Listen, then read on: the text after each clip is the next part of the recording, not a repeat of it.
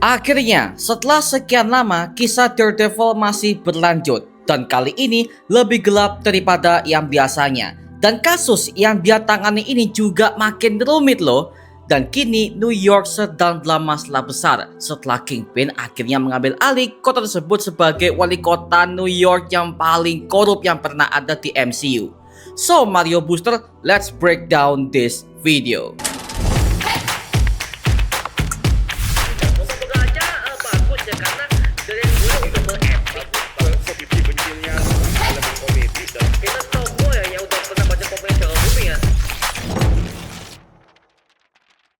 Kisah ini adalah lanjutan dari season pertama setelah Wilson Fisk alias Kingpin terpilih sebagai wali kota New York dan dia perlahan-lahan mengambil alih kota tersebut sebagai kerajaan pribadinya dan menciptakan sebuah drama untuk memburu semua para superhero bertopeng yang dianggap sebagai ancaman.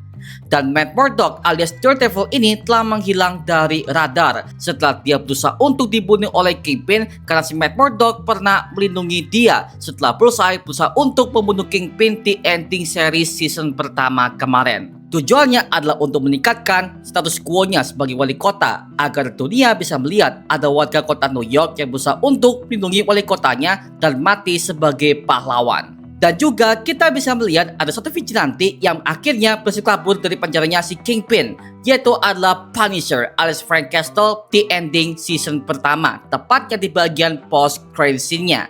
Dan Punisher ini akan siap muncul penuh di project Marvel presentation yang berjudul Punisher The Last Kill yang siap tayang di bulan Mei tahun 2026 di platform Disney Plus Indonesia. Dan juga Punisher akan juga muncul penuh di filmnya Spider-Man Brand New Day mendatang di bulan Juli nanti ya. Wow, makin gokil nih.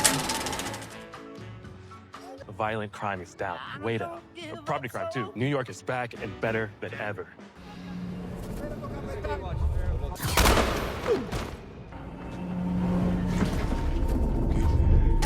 Di adegan awal, seperti biasa, ada Bibi Yurik yang merupakan reporter lepas yang berusaha untuk mengekspos kebusukan Kingpin lewat interview dia dengan para warga-warga di kota New York tersebut. Tapi yang direbahkan adalah semua warga New York ini justru semakin senang kepada Wilson Fisk setelah Kingpin akhirnya mengambil alih kursi wali kota tersebut dan juga mendirikan sebuah satgas anti vigilante yang berkeliling sepanjang malam di kota New York tersebut. Nah, buat kamu-kamu nih masih agak lupa, jadi Bibi Yurik ini yang merupakan keponakan dari Ben Yurik yang merupakan reporter yang sejak awal berusaha untuk menjatuhkan Kingpin sebagai bos mafia yang menguasai Hell's Kitchen di kota New York.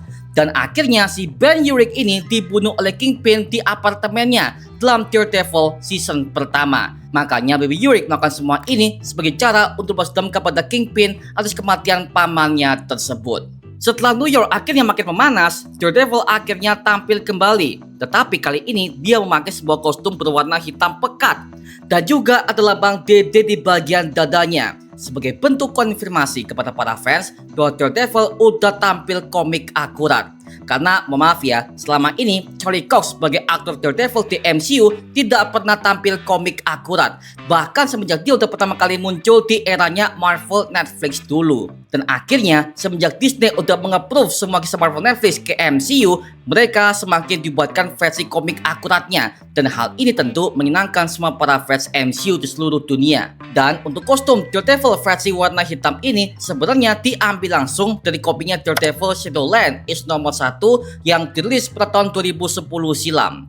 Dalam kisah komiknya sendiri, Matt Murdock akhirnya mengalami sebuah perubahan besar secara mental dan juga moralnya sebagai superhero. Yang pada akhirnya, Matt Murdock menjadi leader sebuah kelompok kriminal yang bernama The Hand dan menerapkan sebuah sistem keadilan tanpa kompromi sama sekali. Dan warna hitam ini melambangkan sisi gelap Matt Murdock yang udah menguasai dirinya dan keadilan harus ditegakkan meskipun dengan cara membunuh sekalipun. Hal ini tentu bertentangan kepada kisah Matt Murdock selama ini yang menekankan sebuah keadilan sebagai Daredevil tanpa membunuh setiap lawan-lawannya.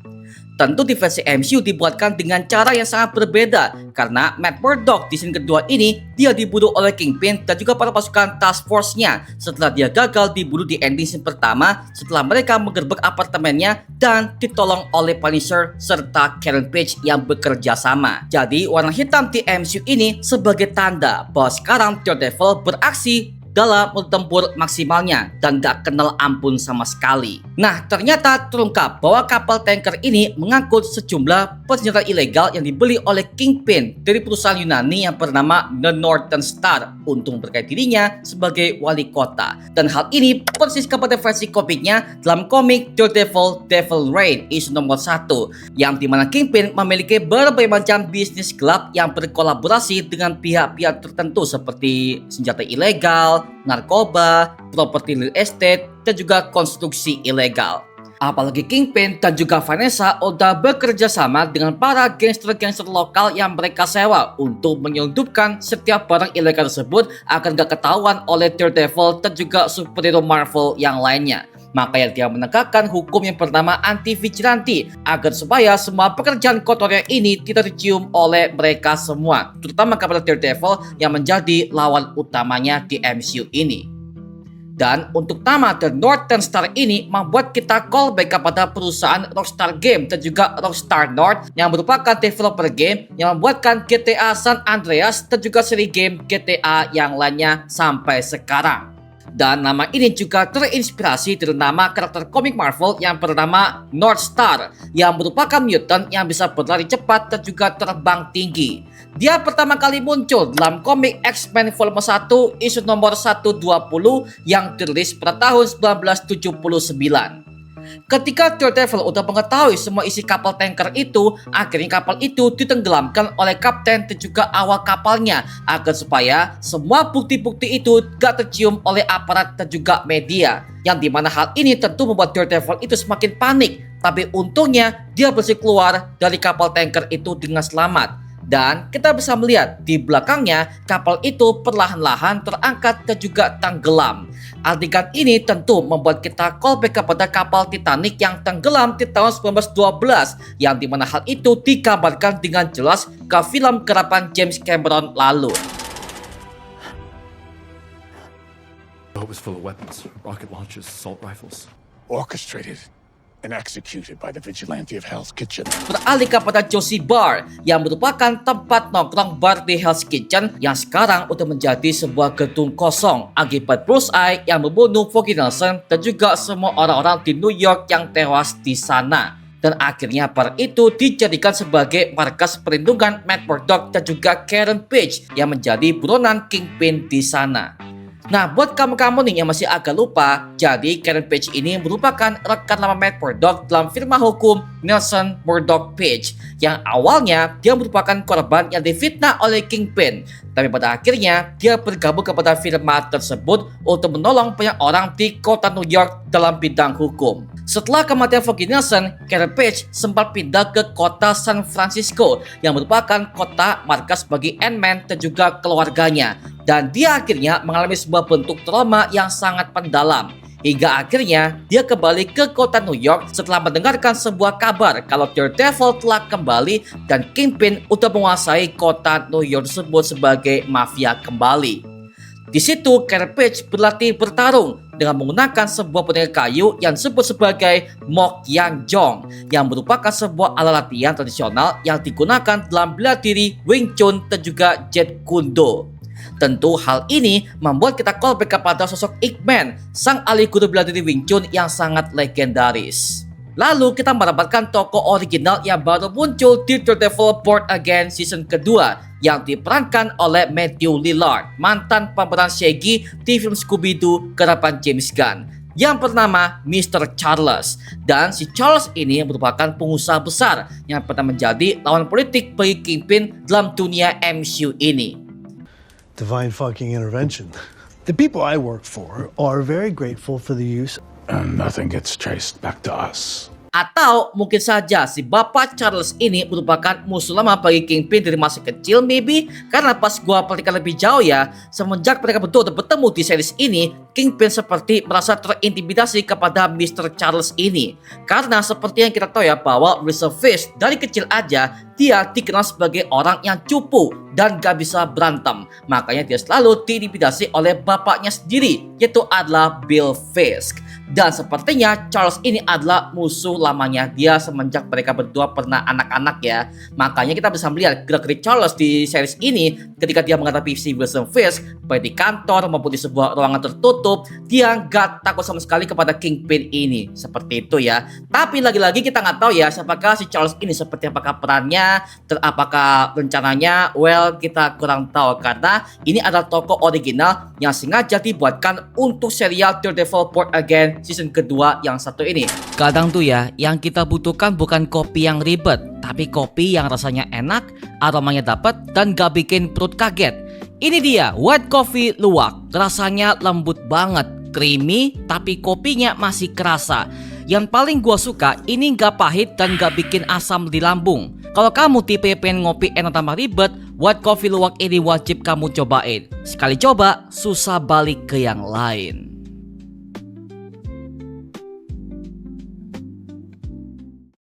Kemudian ketika Charles masuk kepada kantornya Wilson Fisk ini, kita menemukan ada dua pejabat gubernur yang datang ke sana untuk memberikan sebuah bentuk teguran kepada Kingpin akibat kapal tanker yang tenggelam tersebut. Dan dia mendapatkan telepon dari Valentina Allegra de Fontaine. Nah, kok bisa nih? Seperti yang kita tahu ya bahwa Val ini merupakan pejabat kota yang sekarang udah mendirikan tim The New Avengers setelah apa yang terjadi kepada filmnya Thunderbolts kemarin, ketika New York dalam ancaman sangat besar dari sosok The Void yang tumbuh di dalam dirinya si Sentry yang satu ini ya. Jadi sekarang intinya adalah si Val ini udah naik jabatan sebagai pemerintahan kota yang sangat tinggi banget.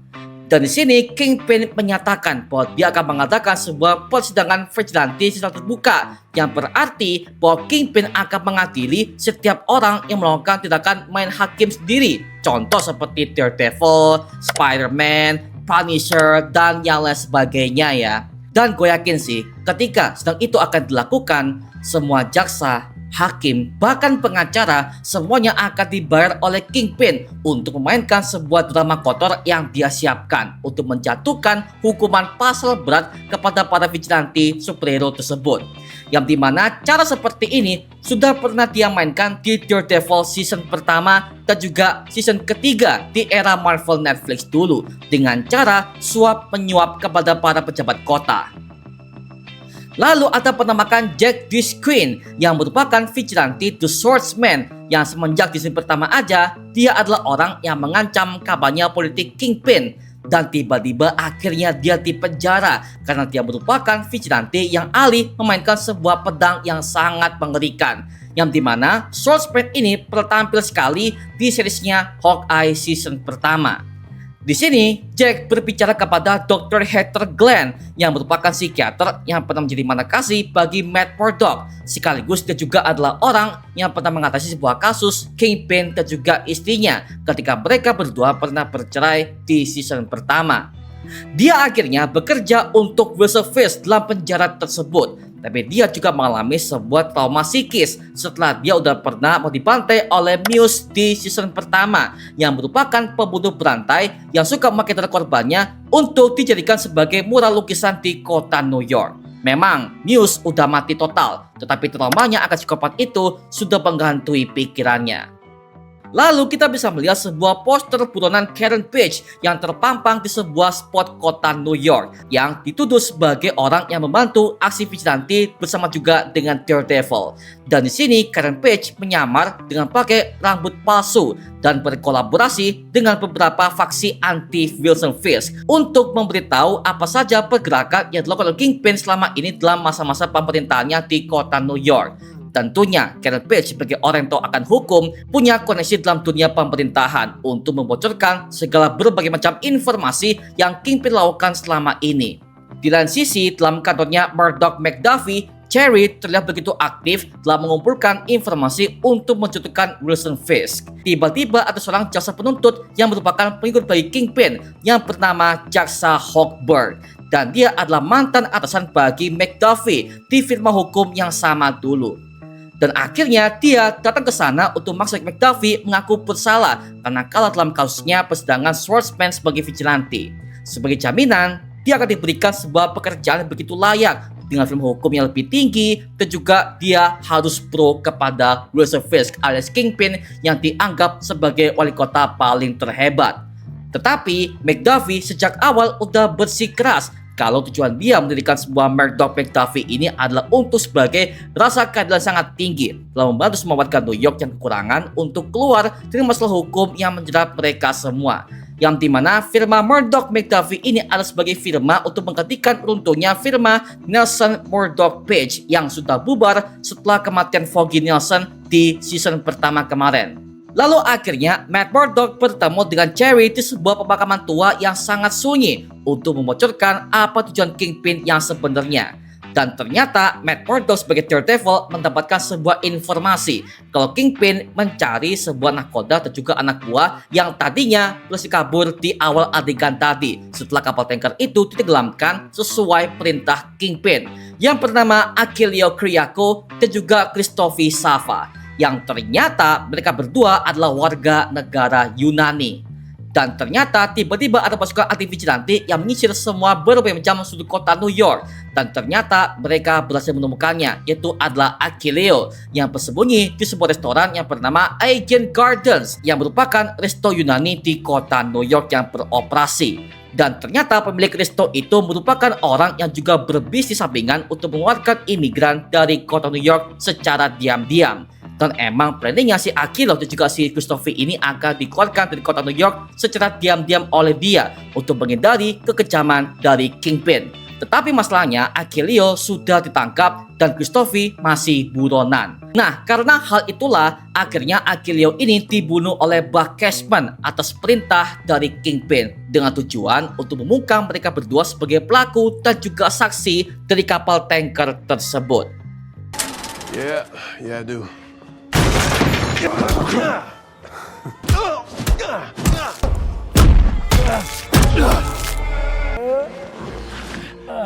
It's Matt Murdock. Lalu kita beralih kepada adegan Drive Cherry yang tiba-tiba tempatnya digerebek oleh pasukan Satgas Anti Vigilante yang ternyata terungkap bahwa dia adalah polisi yang mencari kedua pelaut di kapal tanker itu yang selama ini menghilang. Nah, di adegan ini kita mendapatkan ada dua petugas yang sedang menghajarnya, yang dimana ada petugas yang memakai sebuah eye patch yang dimana penggambarannya membuat kita callback kepada Nick Fury yang pertama kali muncul di filmnya Avengers pertama. Dan tiba-tiba Daredevil datang ke sana dan menghajar semua para pasukan Satgas di ruangan tersebut. Tapi di sini Daredevil terlihat sangat lengah karena dia bisa mendengarkan sebuah jantung Cherry yang berdetak sangat lemah karena ternyata dia punya riwayat jantung yang sangat mengerikan. Dan hal ini membuatnya ingat kepada kematian Foggy Nelson di season pertama kemarin yang dibunuh oleh Bullseye. Lalu akhirnya mereka berhasil menghentikan aksi Daredevil dan membuka topengnya. Ternyata di situ mereka tahu kalau Matt Murdock adalah Daredevil itu sendiri. Tetapi sebelum mereka akan mengeksekusinya, semua pasukan itu akhirnya dibunuh oleh sniper oleh seorang di luar apartemen detektif Cherry di sana. Dan ternyata orang itu adalah Bullseye yang menancapkan sebuah pisau di sana dengan sebuah tulisan "You're welcome" alias sama-sama. Yang berarti Bullseye sepertinya akan sejalur kepada Daredevil karena Bullseye juga dianggap sebagai vigilante yang akan dibunuh oleh Kingpin dan juga pasukan Satgasnya. Apalagi si Bullseye ini udah berkali-kali pernah membunuh Kingpin dan juga istrinya semenjak dia udah kabur dari penjara di ending season pertama. Dan di adegan ini kita bisa melihat dalam pisau itu ada lambang sniper yang memang ini merupakan sebuah lambang dari Bullseye di versi komiknya dan juga pada topeng klasiknya. Tapi kita menemukan ada beberapa adegan yang bocor untuk konten behind the scene-nya yang dimana Daredevil ini akan terus bertarung melawan Bullseye dengan jauh lebih brutal di season kedua ini. Artinya apa? Artinya kemungkinan kedepannya Daredevil dan juga Bullseye tidak akan jadi rekan. Mereka tetap jadi musuh. Tapi mereka berdua punya visi yang sama, yaitu bertahan hidup dari ancaman hukum yang dimiliki oleh Wilson Fisk alias Kingpin. I want you to organize the hunt for Daredevil and Karen Page, intensify it. Oke, tadi itu merupakan sebuah bentuk breakdown detail dari episode pertama Daredevil Born Again season kedua. Nah, sekarang gue serahkan kepada kalian. Kalau kalian menemukan sebuah detail ataupun teori yang gak gue sebutkan di video ini, tuliskan di kolom komentar di bawah, oke? Nama gua Mario Angelo dan sampai ketemu di video berikutnya. Adios dan thank you semuanya. Dadah.